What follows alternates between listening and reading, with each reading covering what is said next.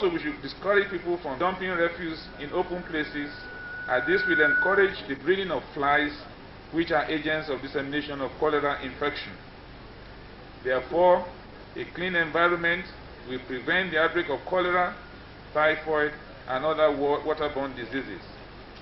Also, as the Health Education Week is being celebrated on specific days in each of the 12 local government councils in Lagos State, my appeal to health educators is to educate our people on the health hazards of waterborne diseases. Through community mobilization and education, we will become more aware of the dangers of water pollution and resulting diseases. Note, I call on the organizing committee of Health Education Week not to relent in their efforts to carry the message of ensuring that safe water is used always by the communities in the local government councils in Lagos State. Thank you very much for your attention, and God bless.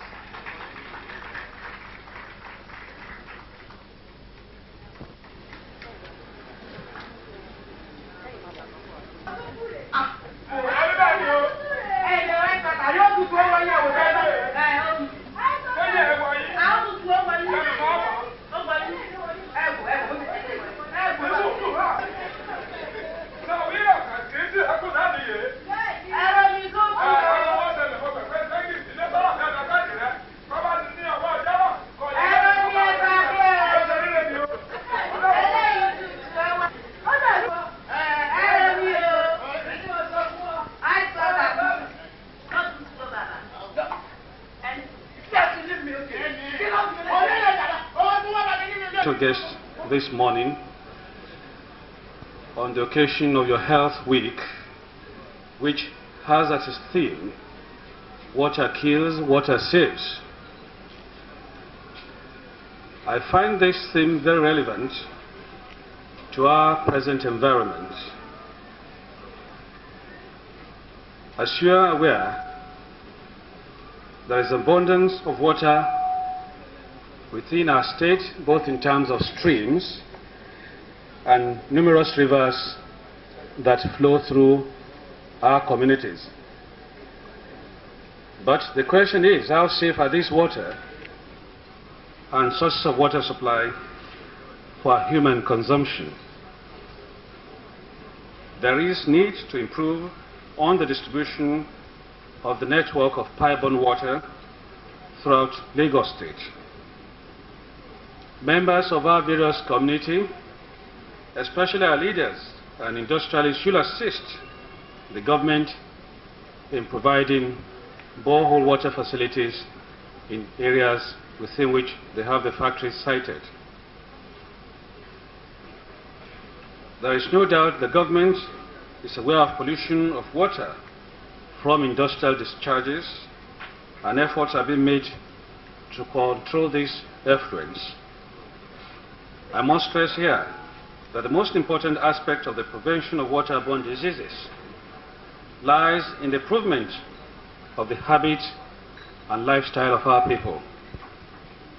If we can avoid contaminating sources of our water supply and obtaining water from broken pipes and ponds, the incidence of waterborne diseases will be drastically reduced. If water must be obtained from a stream, it should be boiled before consumption. When we dig wells in our compounds, we should be covered to avoid contamination from dust, insects, and refuse. A very important factor in the control of waterborne diseases is the prevention of fissile contamination of water supply. Buildings of houses must conform to laid-down regulations which stipulates, among others, that the siting of pit latrines above 50 feet from sources of such boreholes and wells. One cannot overemphasize the need to observe simple personal hygiene, that is, washing our hands after using the toilet.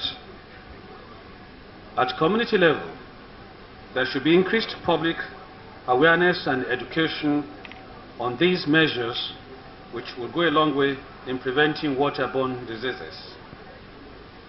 these diseases are most severe in children and young adults. There is a high mortality from gastroenteritis in children in most developing countries. But the introduction of oral therapy has greatly lowered mortality from diarrheal diseases. I appeal therefore to organizers of this Health Education Week to continue to teach and propagate the concept of oral dehydration therapy among the different communities. We should encourage our people to boil water before drinking it, where the quality is in doubt. In this manner, we would avoid waterborne diseases. I'd like to appeal to our traditional rulers and chiefs and other well-meaning people to help in the dissemination of messages of hygienic living, especially with regards to personal habits and environment in which they live, so as to reduce the incidence of waterborne diseases. I wish to leave you with the wise saying that health is wealth.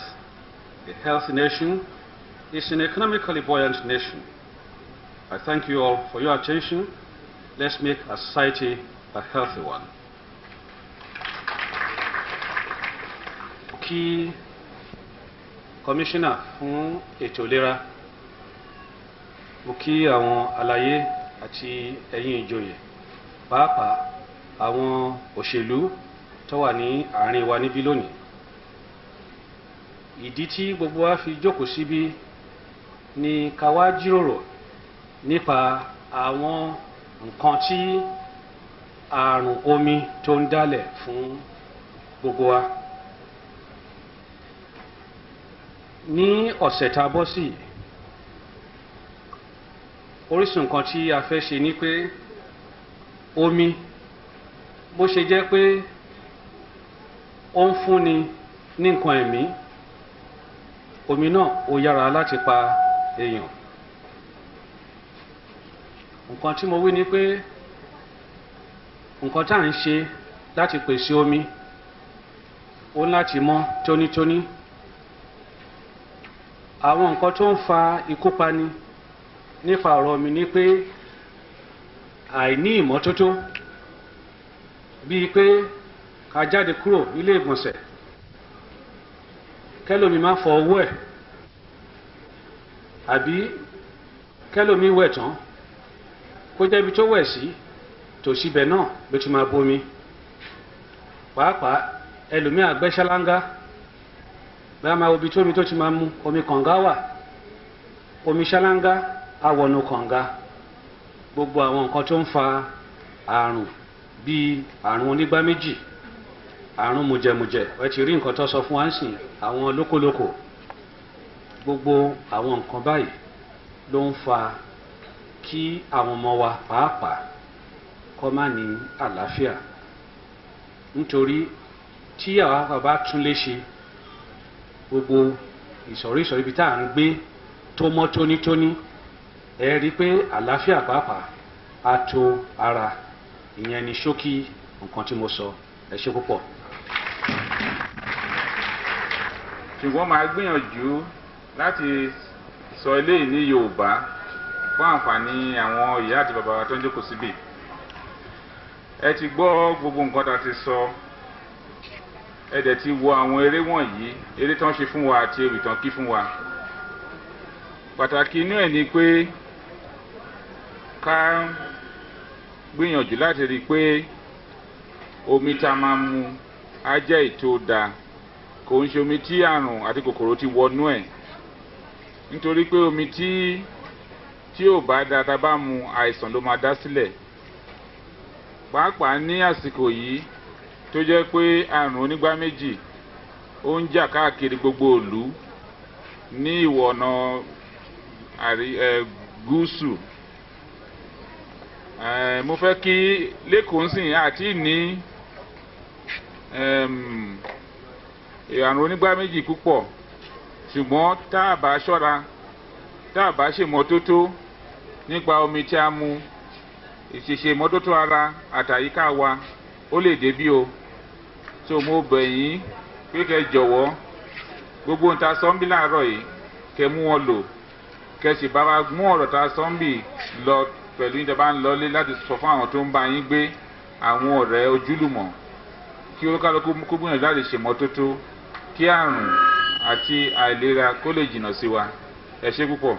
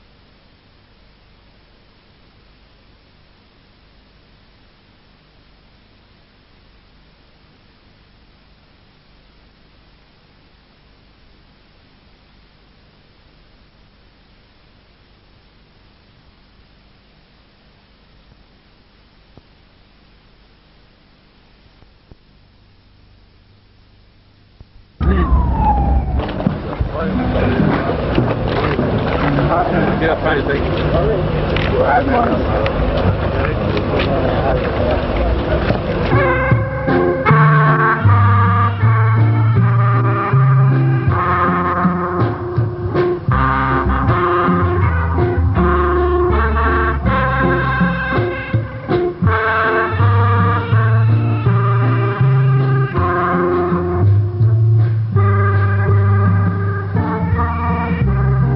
Chairman of the local government, Director General, the Chairman, Governing Board of Property Development Center. As you are aware, many people feel that those of us in Lagos State is correct.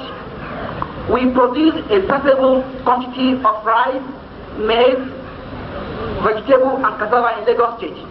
And in terms of other states, it is not because the last year.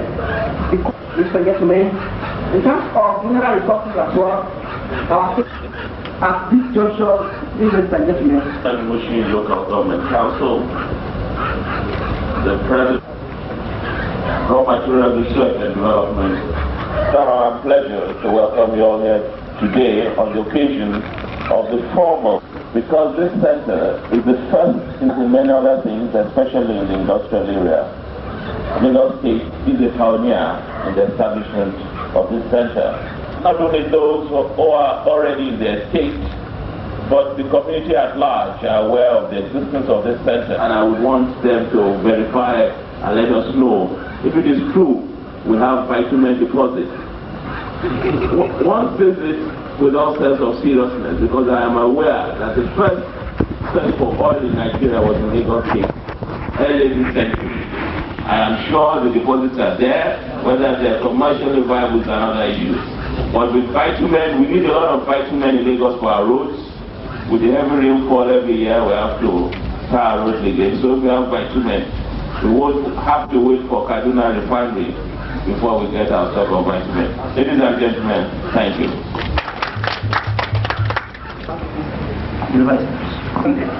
Support and catalyze industrial development and national self-reliance. One important program of the RMRDC is the creation of awareness on the available resources into industrial inputs through active private sector participation. The expectation of the private sector in this regard is to see industrialists as the major player, while government provides the required support to provision of adequate infrastructures, information, and other necessary incentives. You will all agree with me that the efforts of Raw Material Research and Development Council in the 3 years of its existence has created the necessary awareness and interest in the locally available raw material resources.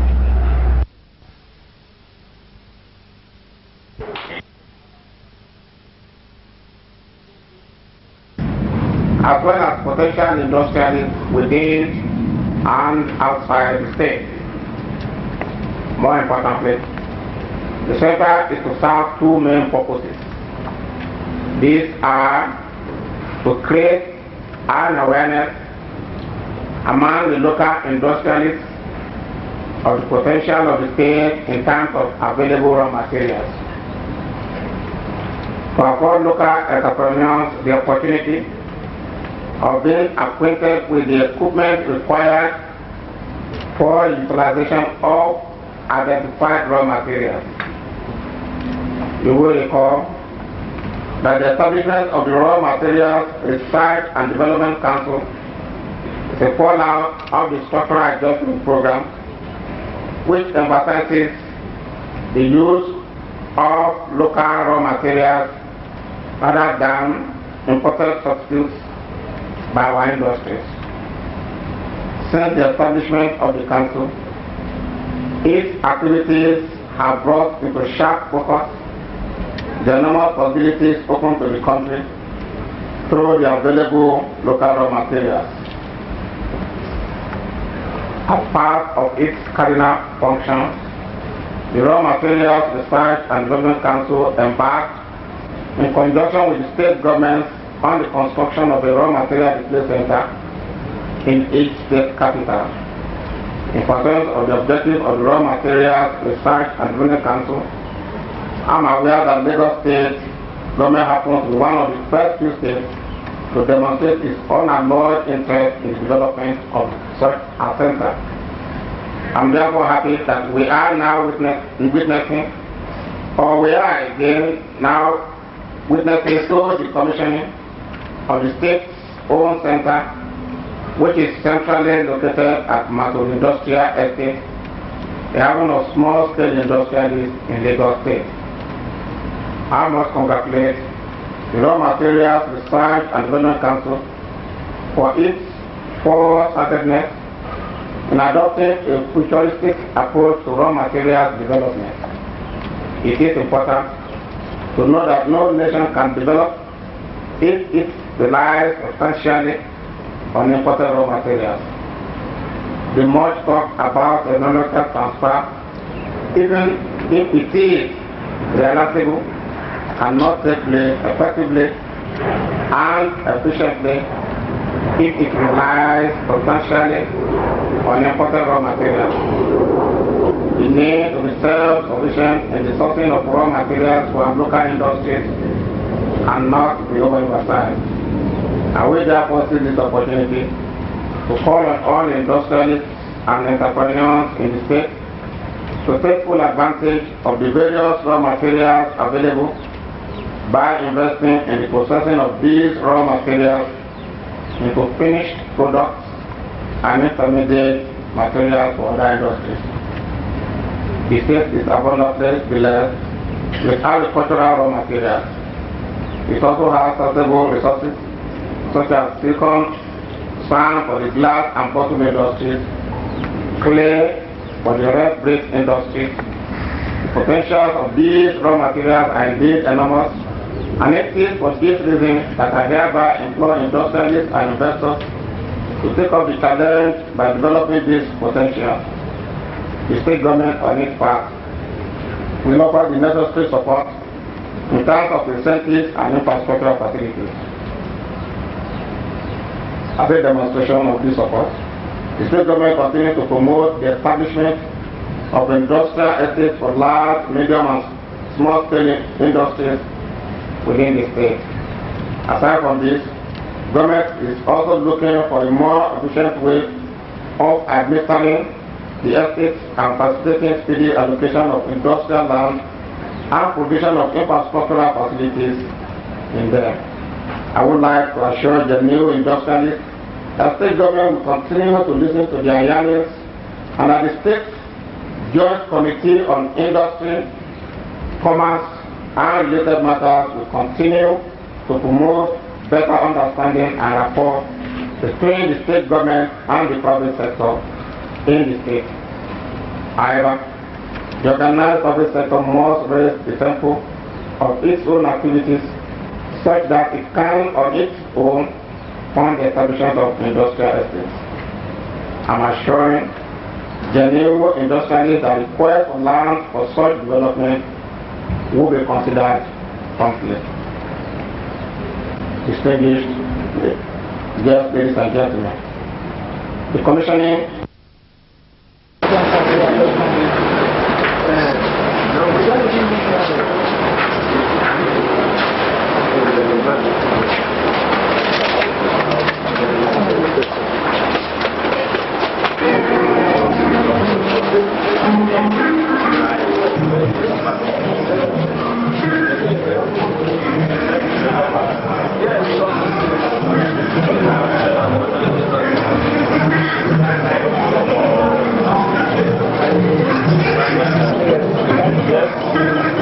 I would want you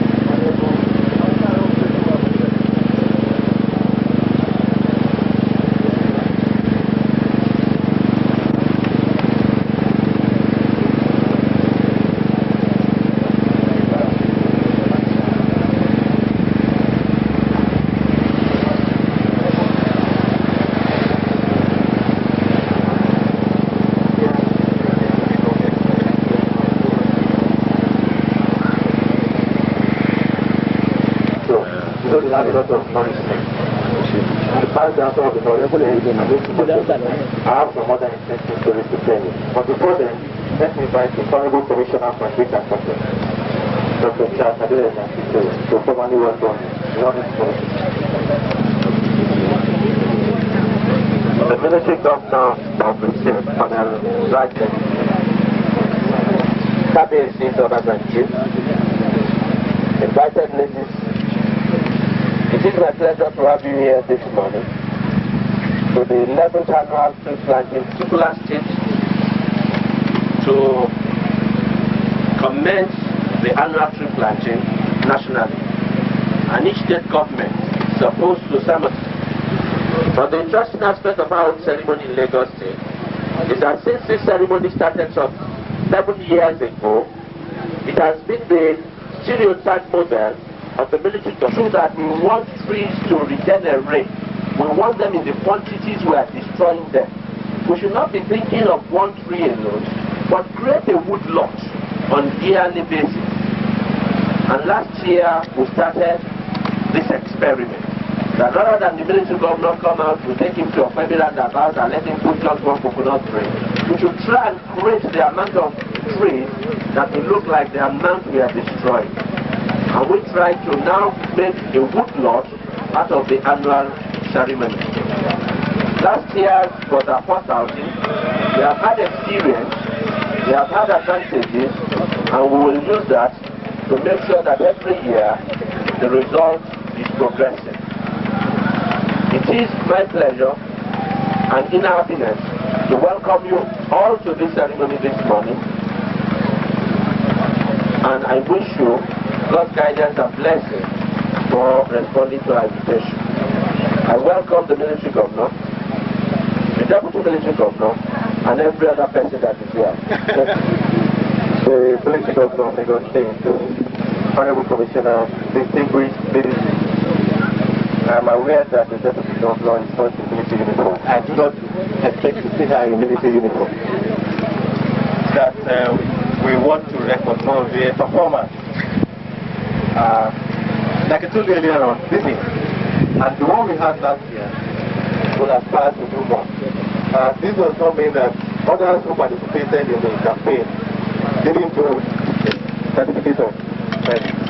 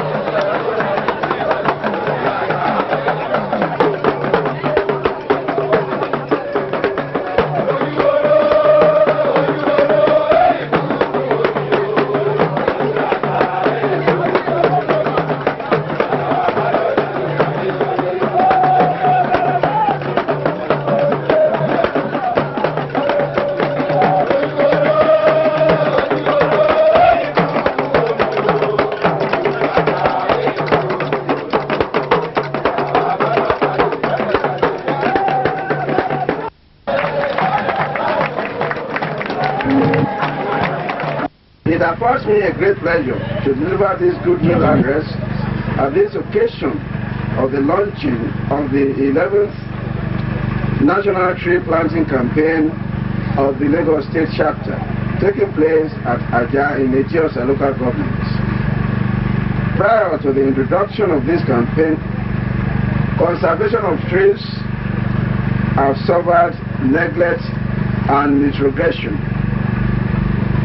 The unprecedented gush for wealth that accompanied the oil boom brought about a lack of interest in the protection and replenishment of heavy forests, and investment in the presentation if our natural environment was seen as unnecessary.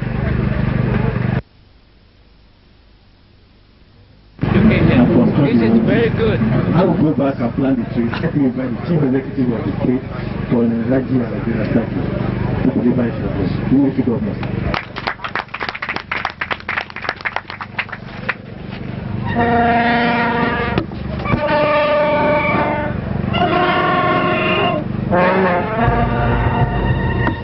Here this afternoon to launch the 11th National Tree Planting Campaign in Lagos State. The tree planting exercise has taken an enviable position in our national program, particularly in states that are endowed with little or no forest resources like Lagos, due to its importance in ecological stability. The annual event, as we are all aware, is in line with United Nations resolution, which specifies that a day should be set aside all over the world to mark the significance of environmental protection. In the particular circumstances of Nigeria, the federal government of Nigeria recognizes the vital role of trees in the protection of the environment, and has therefore earmarked a day as National Tree Planting Day to be held annually. It is to suit our own climatic conditions that the campaign is usually fixed for the midstream of our planting season in the country. This important occasion reminds me of 3 years ago as the Ministry Governor of Lagos State, when I launched the 8th National Tree Planting Campaign. I then advised that efforts should be directed towards sustaining our commitment and efficiency of this program by extending the campaign beyond their venues of ceremony. On that occasion, I called on everyone to plant a tree each and nurture the growth of such trees to maturity. This occasion will therefore serve as an opportunity to review the level of commitment of the citizens of the state to the tree planting program. In spite of space inadequacy in many schools, homes, and industrial premises, it is delightful to note that people are now more aware of their immediate environment, which they now plant with flowers and trees. The frontage of many residential homes, government quarters, offices, and industrial layouts are being planted with various trees, species, and landscaped with ornamental, while roads are adorned with decorative palms and other trees species. This and the efforts of the state government in planting avenue trees and woodlots all over the state are manifestations of the strong determination of the Lagos state government and the citizens to respond to the call for conservation and preservation of forest resources. On its part, the Lagos state government has constantly been committed to saving its remaining forest resources from further depletion and destruction. To this end, more forest reserves have been established in the state in addition to the Ogun River Forest Reserve, which was inherited from the former western region of Nigeria. Other areas have also been earmarked as water catchment areas, marshlands, with the aim of preservation and conservation. Further to these efforts, the state government has joined other states of the Federation in adopting Tropical Forestry Action Plan with the ultimate aim of preservation, conservation, and judicious utilization of the Ismiaga forest resources.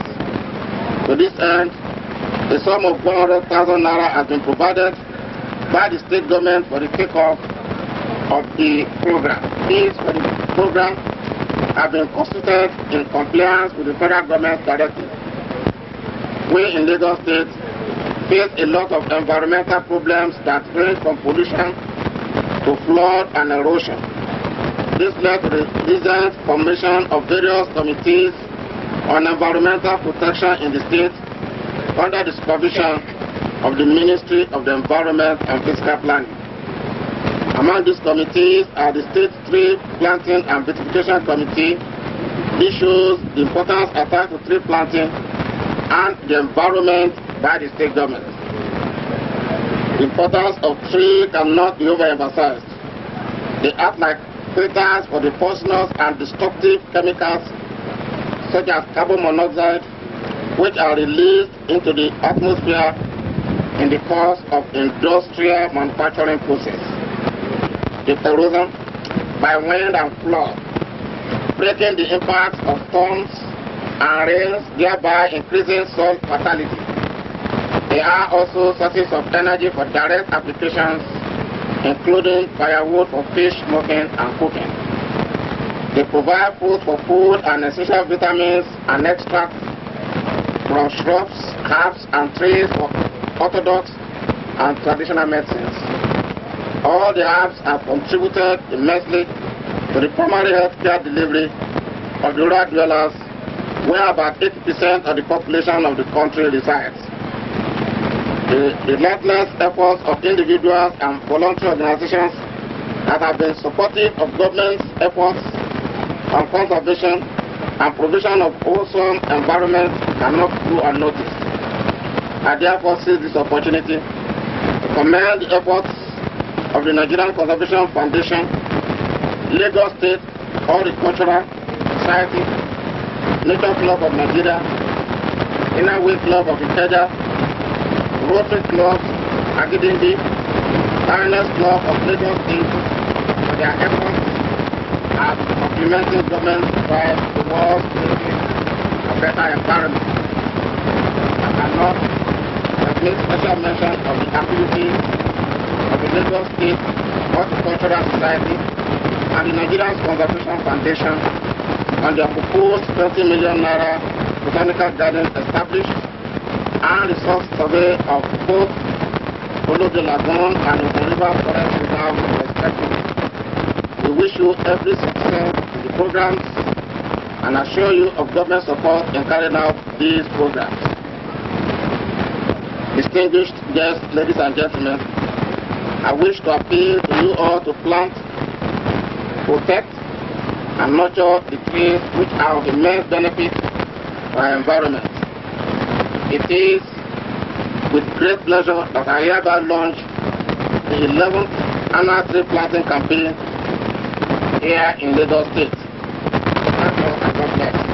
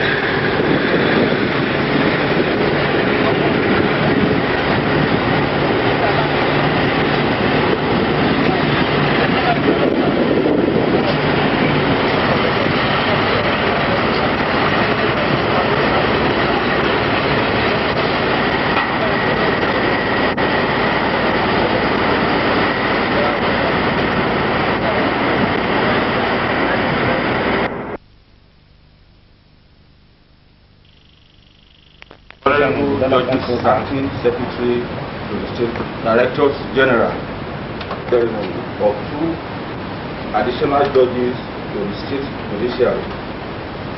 The 2 judges has consented.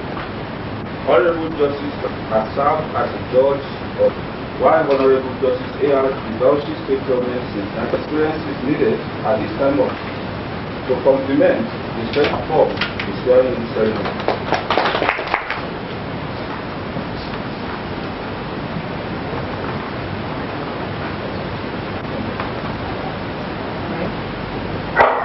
I,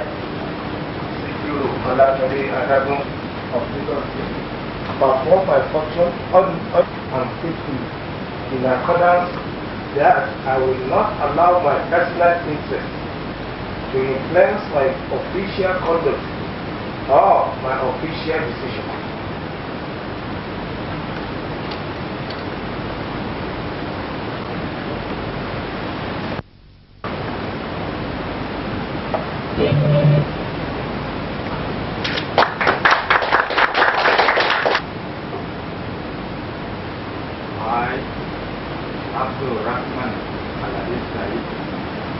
To solemnly swear that I will be faithful and bear true allegiance to the Federal Republic of Nigeria, that as a judge of the High Court of Lagos State, I will discharge my duties and perform my functions honestly to the best of my ability and faithfully in accordance with the Constitution of the Federal Republic of Nigeria.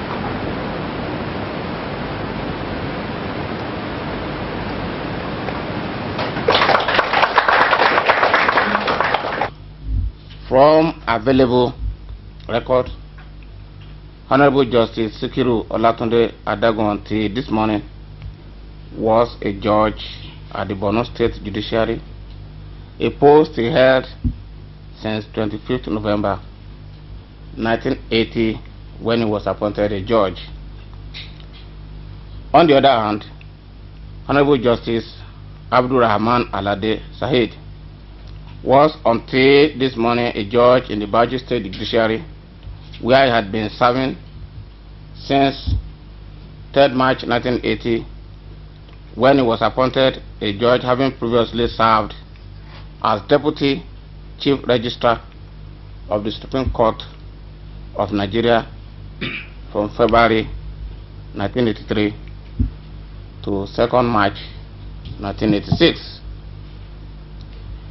The appointment of these two honorable judges, who are indigenes of this state, into the judiciaries of both Borno and Bauchi states is a glaring testimony to the fact that no one should be denied a deserved upliftment and promotion on the ground of ethnicity.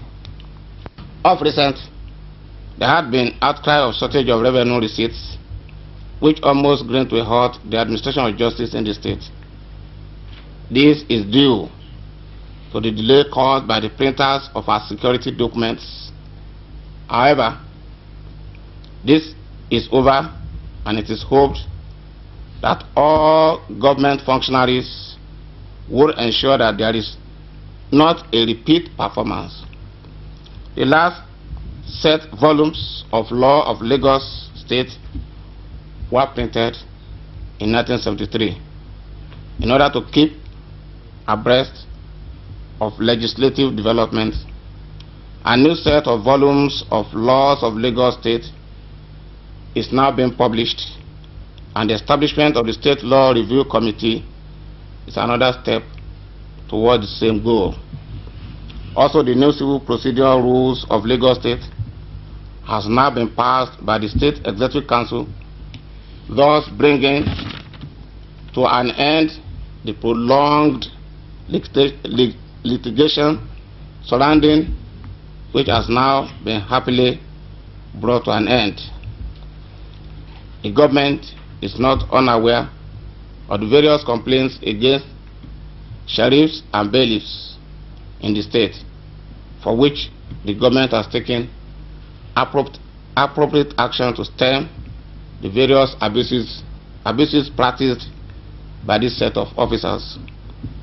Once again, I want to restate the policy of the government to bring justice to the doorsteps of everybody, call it grassroots level, and to this end the government has started the construction of magistrates and high courts quarters for judges and magistrates.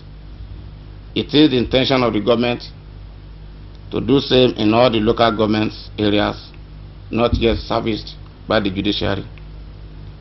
I want to mention in passing that the state government has set up a revolving fund for the judiciary in order to harness that revenue base, and I'm happy to inform you that the judiciary has published the judiciary diary, which is now being sold to the members of the public. In conclusion, I want to say that all over the world, the dispensation of justice is not an easy task. Rather, it is divine, and one can only join you in praying God to give you the grace to dispense justice in line with the oath you have just ascribed to.